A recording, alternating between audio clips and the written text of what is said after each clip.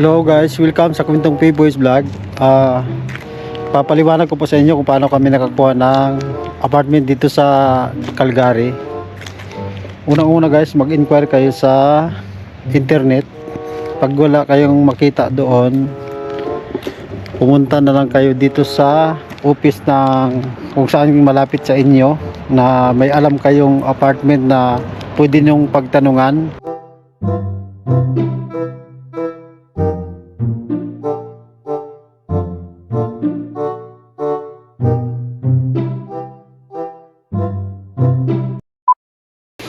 Yan guys, yung first building niya, ito ngayon, no.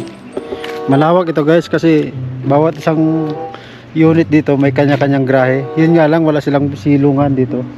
Pag nag-winter, talagang ambunin talaga ng snow yung bubong ng sasakyan mo. First apartment mo lang yan.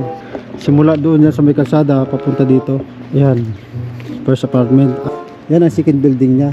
Diyan kami nakatira sa kanya-kanyang garbage area dito. Bawat isang building may garbage area. Ito, visitors parking naman ito. Pag sakali may mga bisita kayo, dito mo sila paparkingin pag may mga bisita kayo. Yan yung garbage area naman ng building number 2. Ito yung building number 3. Garbage area niya nandoon sa kabila. Ang may-ari nito guys, Canadian citizen. Yung tubong dito talaga pinangalak. Alam nyo guys kung bakit namin nakuha ito, dahil mura na, convenient pa sa lugar na kung saan namin pwedeng puntahan at mamalingke. Very affordable pa sa amin kasi alam mo kung bakit, tatlo lang kami. 1,500 a month including yung water. Pinagkaiba ang electricity dahil sa rules ng may-ari. Hindi ko alam kung bakit. Basta nag-ask na kami ng dati bakit hindi kasama yung electricity. Ayun, ang electricity naman na magkukos siya ng $43 a month. Bali palagay na natin $50 a month. Kaya yun ang nakuha namin kasi very convenient sa at affordable pa. Meron nga sa ibang nag-search kami na mahal, mga 2,700. Ito kasi guys, dalawang room. Tara guys, samahan nyo ako. Pakita ko sa inyo yung room namin. Ito guys, oh. Pasok tayo. Tara, akit tayo sa taas.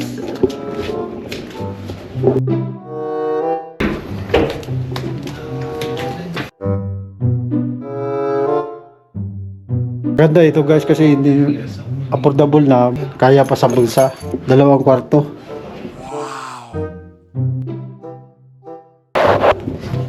May terrace na siya sakaling may mga buwisita kayo. Bisita pala.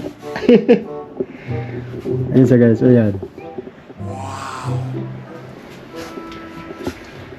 Yung mga stock room nyo, yung mga stock.